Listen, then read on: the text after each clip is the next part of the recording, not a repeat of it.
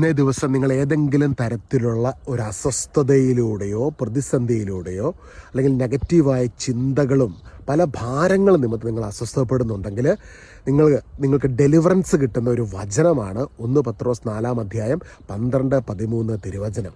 ചില സമയത്ത് നമ്മളെ പരിശോധിക്കാനായി ഈ അഗ്നി പരീക്ഷകൾ പോലത്തെ ചില വിഷയങ്ങൾ കടന്നു വരുമ്പോൾ കർത്താവിൻ്റെ അഭിഷിക്തൻ നമ്മളോട് പറയുകയാണ്, പത്രോസ്ലീഹ നമ്മോട് പറയുകയാണ്, നിങ്ങൾ ആഹ്ലാദിക്കുവിൻ, ക്രിസ്തുവിൻ്റെ പീഡകളിൽ നിങ്ങൾ പങ്കുചേരുന്നതിൽ നിങ്ങൾ ആഹ്ലാദിക്കുവിൻ.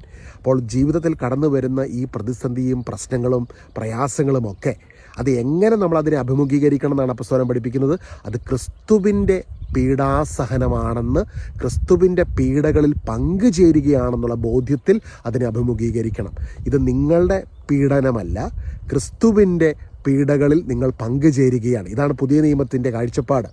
അതിൽ ആഹ്ലാദിക്കണം. അപ്പം ഇന്ന് തന്ന സഹനത്തിനായി നന്ദി പറഞ്ഞ് നമ്മൾ ദൈവത്തെ സ്തുതിക്കുവാൻ തുടങ്ങുമ്പോൾ, ദൈവത്തെ മഹത്വപ്പെടുത്തുവാൻ നിങ്ങൾക്കറിയാവുന്ന പ്രാർത്ഥനകൾ ചൊല്ലി നന്ദി നിറഞ്ഞ ഹൃദയത്തോടെ പ്രാർത്ഥിക്കുമ്പോൾ ക്രിസ്തുവിൻ്റെ ഉദ്ധാനം ചെയ്ത ക്രിസ്തുവിൻ്റെ മഹത്വം നമ്മുടെ ജീവിതത്തിലേക്ക് കടന്നു വരും.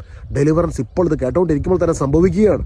എത്രയും വേഗം നമ്മളിൽ നിന്നുള്ള പിടുത്തം വിട്ടിട്ട് ഇന്ന് കടന്നു പോകുന്ന പ്രതിസന്ധി, ആ പ്രശ്നം, ആ സഹനം അത് യേശുക്രിസ്തുവിൻ്റെ പീഡകളിൽ പങ്കുചേരുകയാണെന്നുള്ള ബോധ്യത്തിൽ ദൈവമഹത്വത്തിനായി ആ സഹനത്തിനായി നന്ദി പറഞ്ഞ് സ്തുതിക്കാൻ തുടങ്ങുമ്പോൾ ആ സഹനത്തിന് നടുവിലേക്ക് ദൈവത്തിൻ്റെ കൃപയുടെ അഭിഷേകം കടന്നു വരികയാണ്. ഹല്ലേലൂയ. കാരണം നിങ്ങൾ ദൈവത്തിൻ്റെ യേശുവിൻ്റെ കുരിശിലെ പരിഹാര ബലിയിലൂടെ നീതീകരിക്കപ്പെട്ട വ്യക്തിയാണ്. ഈശോ രക്തം കൊടുത്ത് വിലയ്ക്ക് വാങ്ങിയ, ഈശോയിലൂടെ നീതീകരിക്കപ്പെട്ട, ഈശോയുടെ ശരീരമാകുന്ന സഭയുടെ അവയവമാണ്, ഭാഗമാണ്. യേശുക്രിസ്തുവിൽ വിശ്വസിക്കുന്ന വ്യക്തിയല്ലേ? ഈശോ നിങ്ങളെ വില കൊടുത്ത് വാങ്ങിയ വ്യക്തിയാണ്. ഈശോ നിങ്ങളെ സ്വന്തം രക്തം കൊടുത്ത് വിലയ്ക്ക് വാങ്ങി ഈശോ നീതീകരിച്ച വ്യക്തിയാണ്. അതുകൊണ്ട് റോമാലേഖനം 8-ാം പറയുന്നത്, നാം മക്കളെങ്കിൽ ദൈവത്തിൻ്റെ അവകാശികളാണ്, ക്രിസ്തുവിൻ്റെ കൂട്ടവകാശികളും.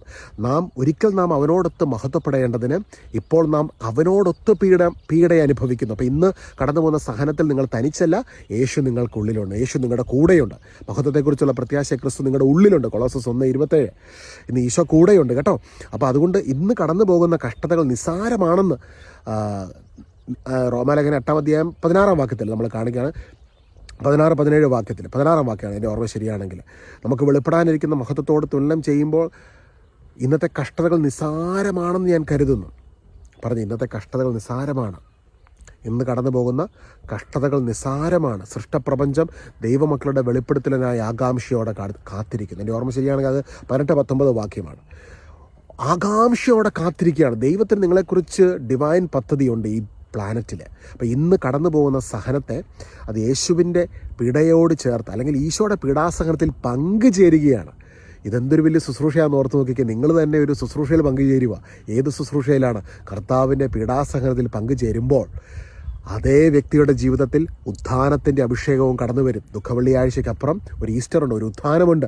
അതുപോലെ തന്നെ നിൻ്റെ ജീവിതത്തിലും ഈ സഹനത്തിനപ്പുറം ഒരു ഉത്ഥാനമുണ്ട്, ഒരു ഉയർച്ചയുണ്ട്, ഒരു അനുഗ്രഹമുണ്ട്. അപ്പോൾ ഈ ദിവസങ്ങൾ ഏതൊക്കെ തരത്തിലുള്ള ദുഷ്ടാരൂപയുടെ അറ്റാക്കിലൂടെ നിങ്ങൾ കടന്നു പോകുന്നുണ്ടെങ്കിലും ഇതിനപ്പുറമായിട്ട് ഒരു ഉത്ഥാനത്തിൻ്റെ മഹിമപ്രഭയും നിങ്ങൾക്ക് വേണ്ടി കാത്തിരിക്കുന്നുണ്ട്. അതിനുവേണ്ടി ഇന്ന് ചെയ്യേണ്ടതൊന്ന് മാത്രം, ക്രിസ്തുവിൻ്റെ പീഡയിൽ പങ്കുചേരുകയാണെന്നുള്ള ബോധ്യത്തിൽ ഇന്ന് കടന്നു പോകുന്ന സഹനത്തിനായി നന്ദി പറഞ്ഞ് ദൈവത്തെ മഹത്വപ്പെടുത്തുമ്പോൾ ആ ഉദ്ധാനത്തിൻ്റെ അഭിഷേകം നമ്മൾ നിറയപ്പെടുന്നു.